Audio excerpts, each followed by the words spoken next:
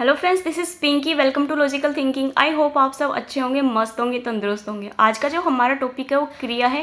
क्रिया की हम रचना के आधार पर भेद करेंगे। आने वाली क्लास में हम अर्थ और प्रयोग के आधार पर भेद करेंगे, क्योंकि क्रिया अपने आप में काफ़ी बड़ा टॉपिक है। मैं एक साथ कराऊंगी तो आपको बहुत ज़्यादा कन्फ्यूजन हो जाएगी। जो आज हम करेंगे सकर्मक और अकर्मक क्रिया, जो कि रचना के आधार पे हैं। भेद दो, सकर्मक और अकर्मक। उसके मैं क्वेश्चन भी कराऊंगी ताकि आपको सकर्मक और अकर्मक बिल्कुल ही क्लियर हो जाए कि कभी आपको देखने की जरूरत ना पड़े। तो बिना टाइम वेस्ट किए हम अपना टॉपिक स्टार्ट करते हैं। क्रिया क्या है हमारा टॉपिक? क्रिया। किसी कार्य का करना या होना पाया जाए उसे हम क्या कहते हैं? क्रिया कहते हैं। रचना और कर्म के आधार पर क्रिया के दो भेद होते हैं। किसके आधार पर बताए? रचना और कर्म के आधार पर। कितने भेद? दो भेद, अकर्मक क्रिया और सकर्मक क्रिया। ये हमें ध्यान रखना है। ये वाले वर्ड जो रचना है और जो कर्म है, दोनों में से आपको एक दे देगा कि रचना के आधार पर बताओ या कर्म के आधार पर भेद बताओ। क्रिया के तो कितने होंगे आपके? दो।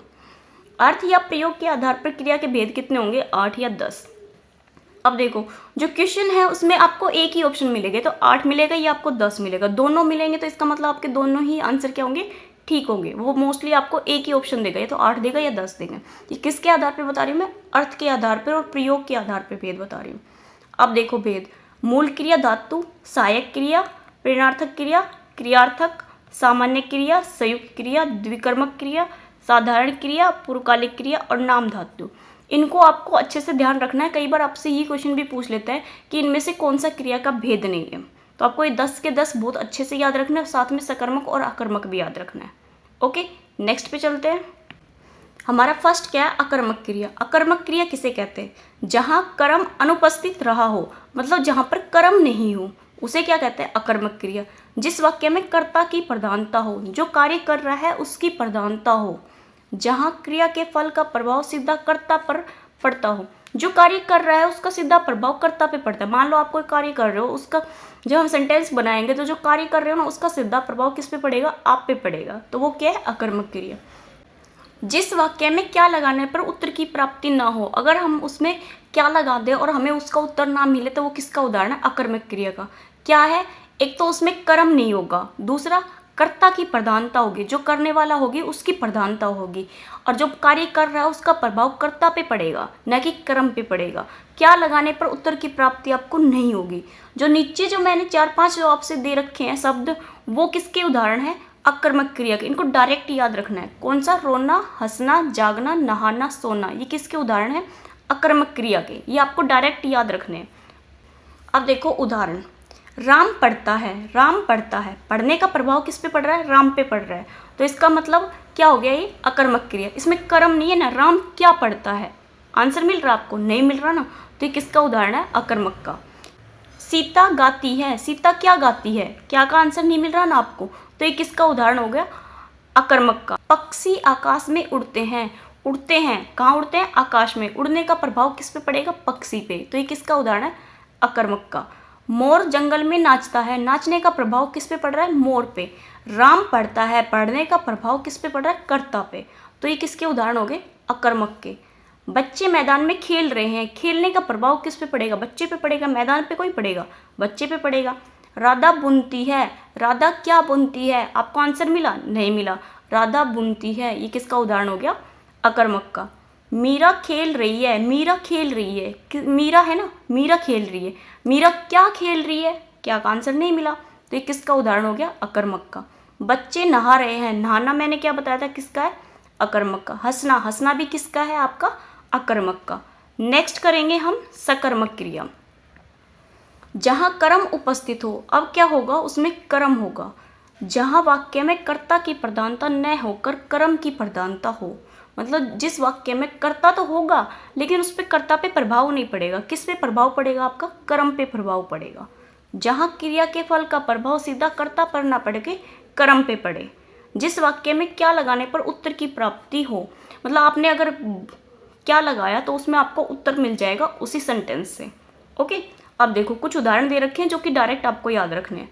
पीना आ जाए, लिखना आ जाए, खेलना आ जाए, जानना आ जाए। ये किसके उदाहरण होंगे? सकर्मक के। अब इसके कुछ मैंने उदाहरण भी ले रखे हैं, वो देखो। राम अखबार पढ़ता है। राम अखबार पढ़ता है, पढ़ने का प्रभाव किस पे पड़ेगा? अखबार पे। राम पे नहीं पड़ रहा ना।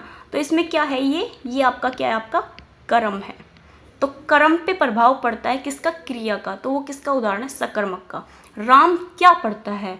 तो राम क्या पढ़ रहा है? अखबार। क्या का भी आंसर मिल रहा है, तो किसका उदाहरण हो गया है? सकर्मक का।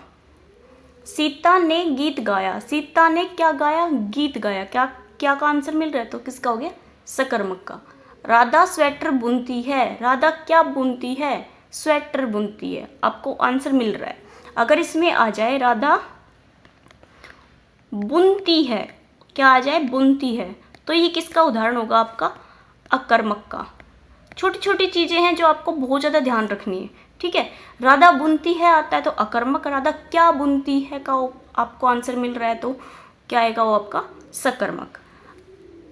आप आम खाते हो, खाने वाली चीज किस में आएगी? हमेशा सकर्मक में।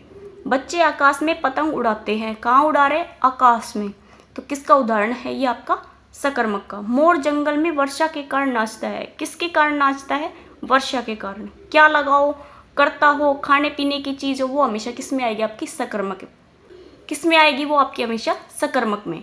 छात्र मैदान में क्रिकेट खेलते हैं। अगर यहाँ पे मान लो क्रिकेट नहीं होता तो छात्र मैदान में खेलते हैं, तो ये किसका होता? अकर्मक का। लेकिन क्या लगा दिया इसमें? क्रिकेट। आ गया ना कर्म, तो क्या हो गया ये? आपका सकर्मक क्रिया। ओके, नेक्स्ट देखो, मैंने दोनों ही मिक्स करके लिख रखे हैं। अब इन दोनों में देखो कौन सा होगा। ड्राइवर बस चलाता है। क्या चलाता है? बस चलाता। आंसर मिल रहा है ना, तो ये किसका उदाहरण होगा? आपका सकर्मक का। नेक्स्ट देखो, माली ने पके पके अंगूर तोड़े। पके पके अंगूर तोड़े। कैसे अंगूर तोड़े? पके पके। क्या का आंसर मिल रहा है ना, तो ये भी किसका? आपका सकर्मक का। बबीता पुस्तक पढ़ती है। क्या पढ़ती है? पुस्तक। आंसर मिल रहा है, तो ये भी किसका हो गया?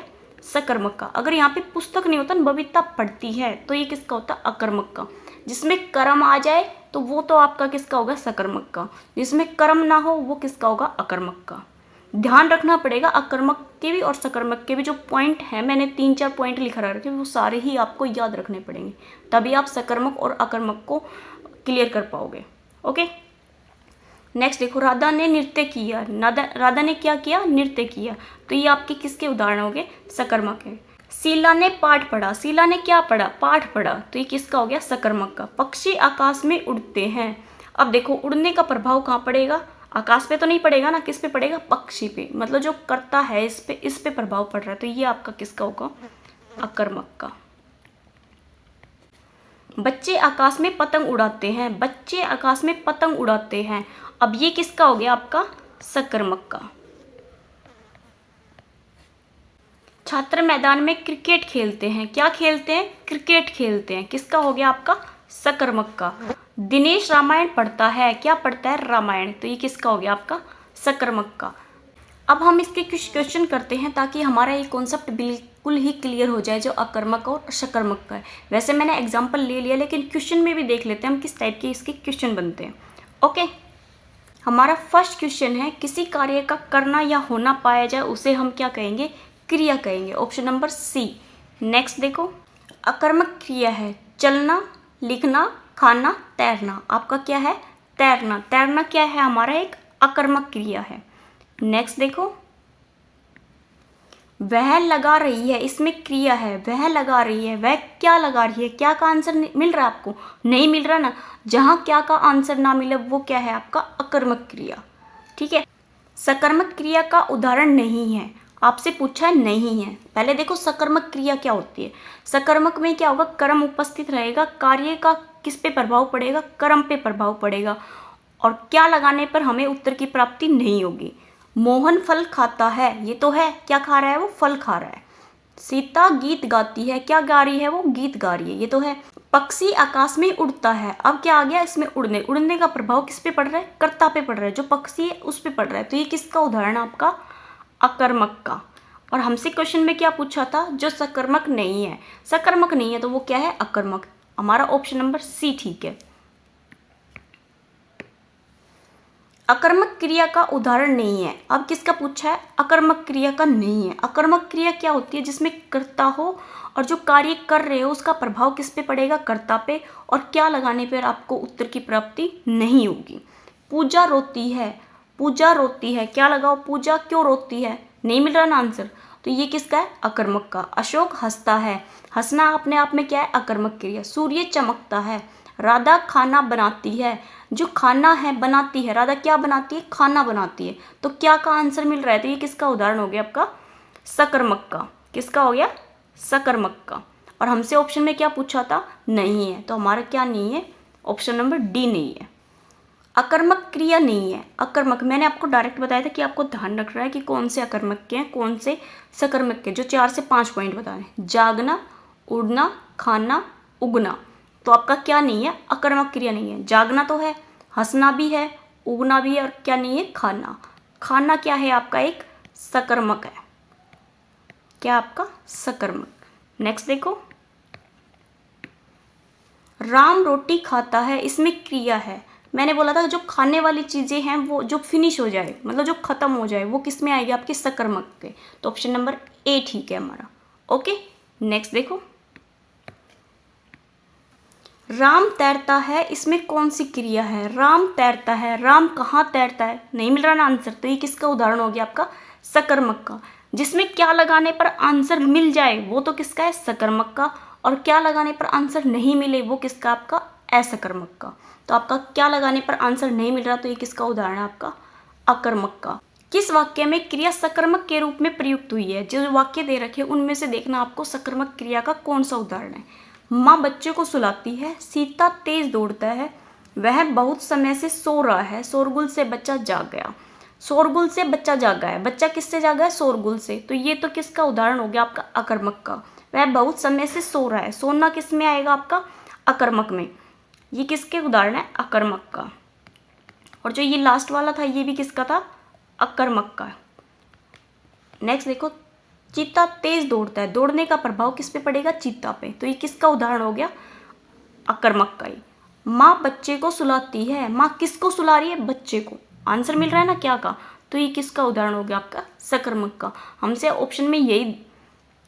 क्वेश्चन में यही पूछा था कि सकर्मक का कौन सा है वाक्य, तो ऑप्शन नंबर ए ठीक है आपका। ओके, किस वाक्य में अकर्मक क्रिया का प्रयोग हुआ है? अब आपसे किसका पूछा? अकर्मक का। रमेश ने सुरेश को पुस्तक दी, किसको पुस्तक दी? रमेश ने सुरेश को। क्या का आंसर मिल रहा है? तो ये किसका है? आपका सकर्मक का। माली पेड़ों को पानी देता है, किसको पानी देता है? पेड़ों को। आंसर मिल रहा है। वीणा सामान लाती है, वीणा क्या लाती है? सामान लाती है। बच्चा जोर से सोया, बच्चा जोर से रोया। क्या आएगा ये? बच्चा जोर से रोया, ये जोर है। बच्चा जोर से रोया। रोना का किसका था? अकर्मक का। रोना, हंसना, ये किसके बताए थे मैंने? अकर्मक के। तो ऑप्शन नंबर आपका कौन सा ठीक है? डी ठीक है। आज के हमारे 10 ही क्वेश्चन थे जो सकर्मक और अकर्मक है। आई होप आपको वो बिल्कुल क्लियर हो गए हो। अगर नहीं हुए तो आपको एक बार फिर से देख लेना है वीडियो को, तो आपको अच्छे से हो जाएंगे। और इन पे है ना क्वेश्चन लगा के देखिए ताकि आपको थ्योरी बिल्कुल ही क्लियर हो जाए। मैंने 10 क्वेश्चन कराए हैं अपनी साइड से, आप अपनी साइड से भी थोड़े क्वेश्चन लगा के देखिए। ओके, अगर वीडियो पसंद आई हो तो लाइक कीजिए, सब्सक्राइब कीजिए और मेरे साथ ज़्यादा से ज़्यादा जुड़िए। Thank you.